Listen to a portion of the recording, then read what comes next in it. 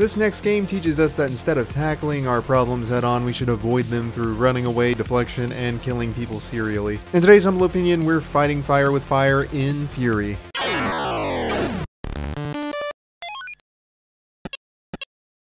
Furi is the unlikely yet ridiculously harmonious blend between a bullet hell and Mike Tyson's Punch-Out. The fact that it consists solely of gimmicky boss fights with challenging but well-telegraphed attacks already sets them up for comparison, but after each fight a black guy garbed in pink attire preps you for your next fight by telling you about your opponent and gives you encouraging words when you fall in battle. If Mike Tyson's not at the end of this game spitting ears, I'm going to be sorely disappointed. Punch-Out isn't the only game that developers have drawn inspiration from either. The main character is clearly Yasuo. Look at all that ridiculous dashing, and his wind wall is always up. He's even got his Hosagi. And then this fella over here, he's got dark skin, shields, a nasty 3-hit combo, a blink, and he rewinds time just before you kill him. Clearly it's supposed to be Echo. Hell, the first boss you fight is every character from Payday 2, and the second is GLaDOS on a bad day. And this guy, he's Big Daddy. Alright, this shtick's getting kind of old. Jokes aside, Furi has a lot going for it. It's one of those games that doesn't spread its focus out too far and instead concentrates on one specific thing and makes it fantastic. There isn't a single challenge in this game that introduces something completely unexpected. It's just don't get hit by projectiles, don't stand in the no-no zones, and parry melee attacks. Granted, every fight introduces a new pattern and use for these mechanics, but it's definitely not an overly complicated formula. The main thing that makes Furi seem so difficult are the links that it goes through in order to puff itself up and seem difficult. It primes you for it in the way that it presents itself. It calls itself hard, it talks to you with a little condescension for picking an easier mode. Not that I did, because, you know, I'm not a little bitch. Then when you get in the game, its bright colors and dense attack patterns try their best to overwhelm you, and the first time around it usually succeeds. There's where you get a lot of people who play the game saying that it's incredibly difficult, which only fuel the notion that it's a hard game. It matches thematically with the enemies you face. All of them know that they can't kill you, but they all tell you how they're going to put you back in your cell and ask you to retreat. Sounds a lot like the game itself if you really think about it. Almost like it's a prison within a prison. A very clever trick. The game itself is the jailer, and until you beat it, you won't be free.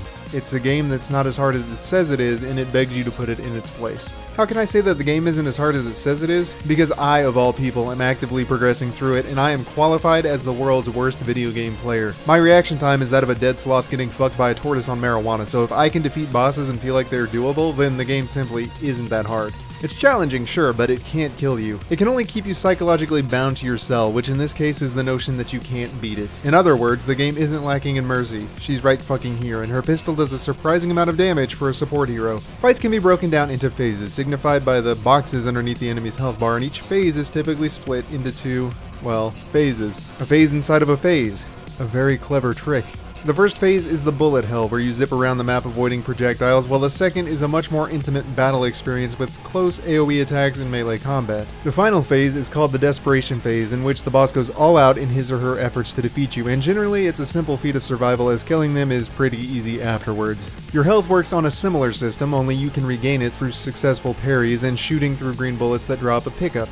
Defeating a phase will replenish your current health bar and restore one lost box. However, if you lose 3 times on any given phase, you're reset back to phase 1. For this reason, the game is balanced around and centered on the player's patience, playing defensively and surviving until the opportune moment presents itself. It's an idea echoed right down to the most controversial control mechanic in the game, the dash. Instead of being on button press, it's on release. Holding it down increases the length of the dash. But the reason that this fits so well with the idea of patience is that you can't just rely on quick reflexes to save you, nor can you just hold the button down and wait in certain instances. For example, it's possible to jump over an entire ring with a long dash and get hit in the back as it continues expanding behind your new location. You have to play the game calmly and think quickly. You can't just go in swinging, otherwise the enemy will just teleport away or worse, parry you. You can't look at all the crazy shit the bosses are throwing your way, you have to focus on what they aren't throwing your way. Even the idea of resetting the entire fight after 3 defeats is simply a test of patience, since you already know what to do and you know that you can get through the previous phases sooner and sooner each playthrough. You just have to outlast them. And if you let your lack of patience get the best of you and put the game down,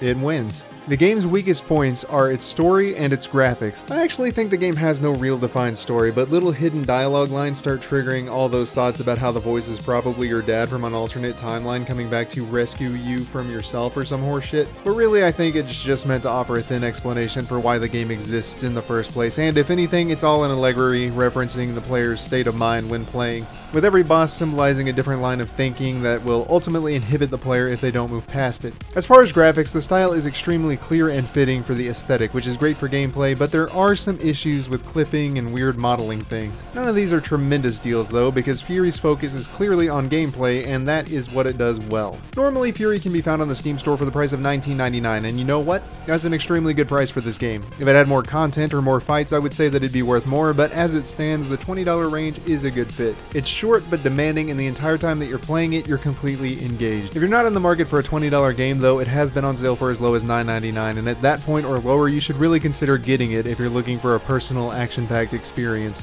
Furi is a game that stays true to its vision and prioritizes fun and engaging game mechanics over everything else. The difficulty curve is steep but feels fluid as you gradually pull yourself up the ladder of increasingly demanding boss fights. The mechanics are simple to pick up, and you have everything you need in order to succeed from the very onset. It doesn't even rely very heavily on trial and error to progress through the game. Astute players could conceivably beat the entirety of the game without losing a fight. It's a challenge, but at every point feels fair and doable. And that's coming from someone who dies a lot. For these reasons, Furi earns a 9.5 out of 10. Thank you everyone for watching, and thank you the Game Bakers for mixing up the right ingredients to pop this delight out of the oven. Did you know they were French? I know the whole cybernetic samurai thing screams Japanese, but nope. Fun fact of the day. And the characters were designed by the creator of Afro Samurai. Wow, a 2-for-1 special on these fun facts. Somebody get over here and stop me. At any rate, remember that failure is not the worst case scenario. To glow on with your bad selves and stay awesome.